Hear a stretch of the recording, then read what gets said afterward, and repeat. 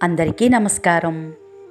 మన సమస్యలకు భగవద్గీత చెప్పే పరిష్కారం అనే శీర్షికతో ఈ వీడియోలో మనకొచ్చే కొన్ని సమస్యలు, వాటికి భగవద్గీత చెప్పే పరిష్కార మార్గాలను తెలుసుకుందాం. ఈ వీడియో మీకు నచ్చితే మన ఈ ఛానల్ని సబ్స్క్రైబ్ చేసుకోండి, లైక్ కూడా చేయండి. దేవుడు లేడంటారు కొందరు. ఆచారం గీచారం ఏమీ లేదు, ఇదంతా వట్టి చాదస్తమంటారు మరికొందరు.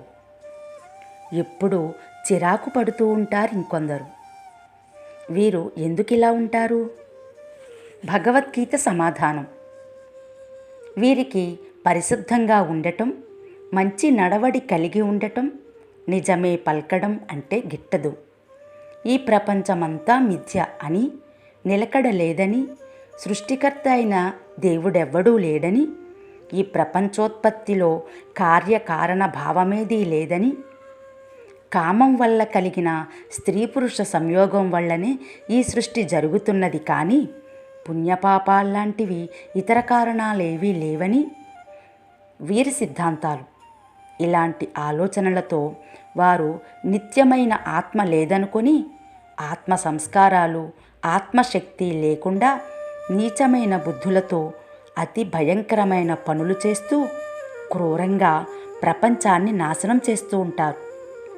ఎన్నటికీ తృప్తినందని కామాన్ని ఆశ్రయించి ఆడంబరం, అభిమానం, మదం మొదలగు దుర్గుణాలతో, అజ్ఞానంతో అనేక విషయాలలో భ్రమపడి నీతి నియమాలు లేకుండా సంచరిస్తూ ఉంటారు. అంతులేని చింతలతో, కామంతో శారీరకమైన సౌఖ్యాలను అనుభవించడమే జీవిత లక్ష్యమనుకొని, అంతకంటే జీవితంలో తాము సాధించవలసిందేమీ లేదని గట్టిగా నిశ్చయించుకుంటారు. తమ స్వేచ్ఛ భోగానుభవాలకు కావలసిన డబ్బును ఎంత నీచమైన మార్గాల గుండా అయినా సరే అన్యాయాలు అక్రమాలు చేసి సంపాదించాలని ఎన్నో ప్రయత్నాలు చేస్తూ ఉంటారు. కనుక వీరిని మనం ఒక కంట కనిపెట్టి ఉండాలి. వీలున్నంత వరకు వారి ప్రభావాలు మన మీద పడకుండా చూసుకోవాలి. మరొక ప్రశ్న: నేను దీన్ని సంపాదించాను, నేను ఇంకా ఇంత సంపాదించాలి, నేను వాణ్ణి నాశనం చేశాను, దేవుడు లేడు దెయ్యం లేదు, మా వంశం చాలా గొప్పది, నాలాంటి వాళ్ళు ఎవరున్నారు ఈ సమాజంలో? సమాజంలో ఇటువంటి మాటలు ఎన్నో మనం వింటూ ఉంటాం. ఇవి మంచి ఆలోచనలేనా? భగవద్గీత సమాధానం: వీరు అహంకారంతో నిండిపోయి, నేనిప్పుడు ఇంత సంపాదించాను, నా లక్ష్యం ఇంత సంపాదించడం, అది నెరవేరే వరకు నిద్రపోను, నాకెంత సిరి సంపదలున్నాయో తెలుసా, ఈ సంవత్సరం ఇంకెన్ని లాభాలొస్తాయో, ఈ ప్రపంచంలో నన్ను మించిన ధనవంతుడెవ్వరూ లేరు అని అనుకుంటూ ఉంటారు. మరికొందరు, వాడు నాతో శత్రుత్వం పెట్టుకుని బ్రతకగలడా అనుకుంటారు. ఈ లోకానికి నేనే రాజును, నాకంటే ఈ లోకంలో సమస్త భోగాలను అనుభవించేవాడు ఇంకొకడు లేడు, నేనెంతో అదృష్టవంతుణ్ణి. వీరిలో మరికొందరు, నేను చాలా సమర్థుణ్ణి, నేను గొప్ప కులంలో పుట్టాను, నాలాంటి వాడింకెవడైనా ఉన్నాడా, నేను ఎన్నో దానాలు చేస్తాను, ఎంతో ఆనందాన్ని పొందుతాను అని అనుకుంటూ అజ్ఞానంలో పడి ఉంటారు. ఈ మాయతో వారు ఎన్నో భ్రమలకు లోబడి మోహపు రంగుల వలయాల్లో చిక్కుకుపోతారు. కామభోగాలలో ఆసక్తులై అతి భయంకరమైన నరక కూపంలో పడిపోతారు. హద్దుమీరిన ఆత్మాభిమానంతో, ధన మద గర్వంతో, ఆడంబరంతో, పేరు ప్రతిష్టల కోసం ఎన్నో యజ్ఞాలను పవిత్ర కార్యాలను చేస్తూ ఉంటారు. అహంకారంతో, కామక్రోధాలతో, బలవంతుణ్ణనే గర్వంతో తమ దేహంలోనూ ఇతరుల్లోనూ అంతర్యామిగా ఉన్న దేవుణ్ణి గుర్తించలేక అసూయతో ఇతరులను ద్వేషిస్తూ ఉంటారు. ఇటువంటి వారికి మనం దూరంగా ఉండాలి సుమా. మరొక ప్రశ్న: దేవుడున్నాడా, ఉంటే చూపెట్టగలవా అంటాడు నా మిత్రుడొకడు. ప్రపంచమంతా భగవంతుడుంటే ఆయన్ను మనం ఎలా గుర్తించేది? దీనికి ఏదైనా ప్రమాణం ఉందా? భగవద్గీత చెప్పే సమాధానం: దేవుడు తప్పకుండా ఉన్నాడు. ఆయన్ను గుర్తించడానికి అడుగడుగునా ప్రమాణాలు ఎన్నో ఉన్నాయి. కాకపోతే మనకు ఓర్పు, మంచి అవగాహన లేవు కాబట్టి ఆయన్ను గురించి మనం తెలుసుకోలేకపోతున్నాం. దేవుడే ఇలా స్వయంగా చెబుతున్నాడు. లోకంలో కొన్ని పదార్థాల్లో అతిశయించిన తేజస్సు కనబడుతుంది. కొన్ని వస్తువులు చాలా అందంగా, శోభగా ఉన్నాయి. ఒక చక్కని నర్తకి మంచి నృత్యం చేస్తున్నది. ఎర్ర గులాబీ అందంగా ఘుమఘుమలాడుతుంది. పండితుడు జ్ఞానానికి పుట్టినిల్లులా ప్రకాశిస్తూ ఉంటాడు. శిల్పి చక్కని శిల్పాన్ని చెక్కగలుగుతున్నాడు. వస్తువుల్లో, వ్యక్తుల్లో కనబడే ఈ అతిశయం, ఈ శోభ, ఈ శక్తి, ఆ సామర్థ్యం ఇవన్నీ మనకెక్కడివి? ఇవన్నీ భగవంతుడు మనకిచ్చినవే కదా.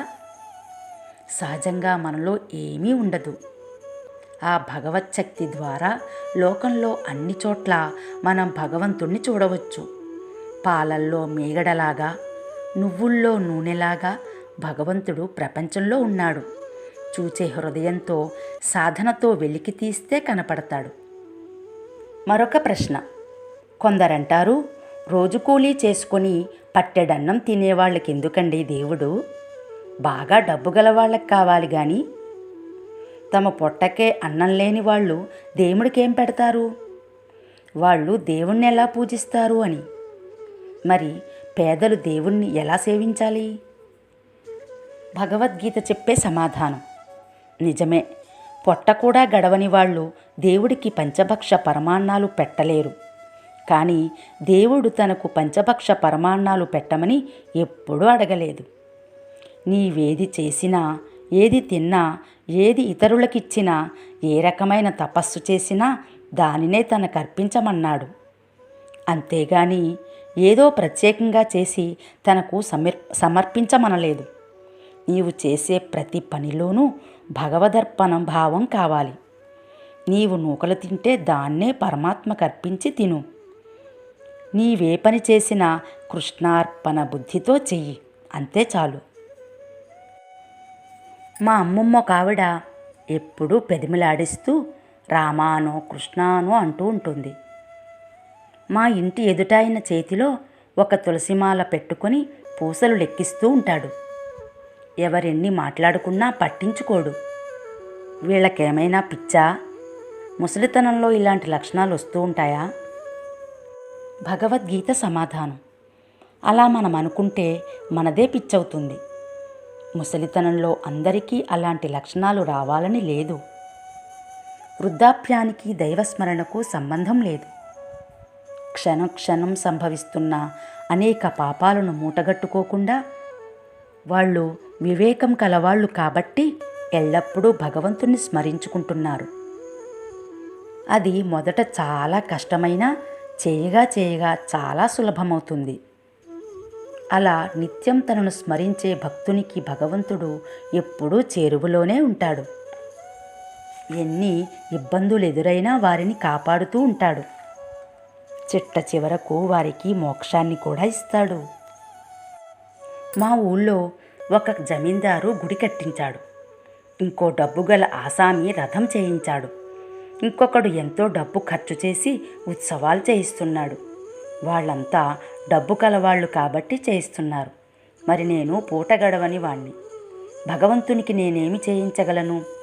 అయినా మనం ఇచ్చిందాన్ని దేవుడు పరిగ్రహిస్తాడా?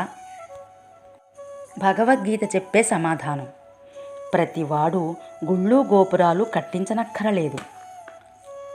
ఎంతో డబ్బు ఖర్చు చేసి ఆడంబరంగా ఉత్సవాలు చేయించకపోయినా భక్తితో చిన్న ఆకు కానీ, పువ్వు కానీ, పండు కానీ ఏదీ లేకపోతే చివరకు నీళ్లు కానీ భగవంతుని ముందుంచి ఆయనకు నివేదిస్తే చాలు. అతడి భక్తికి మెచ్చి దేవుడు దాన్ని పరిగ్రహిస్తాడు. మనం భక్తితో ఇచ్చింది ఏదైనా దేవుడు తప్పక దాన్ని తీసుకుంటాడు. భక్తి లేకుండా ఏమి సమర్పించినా అదంతా బూడిదలో పన్నీరు పోసినట్లే.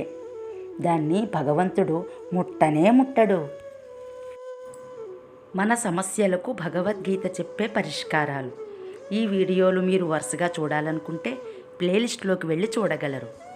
మరొక వీడియోతో మళ్ళీ కలుద్దాం. ధన్యవాదములు.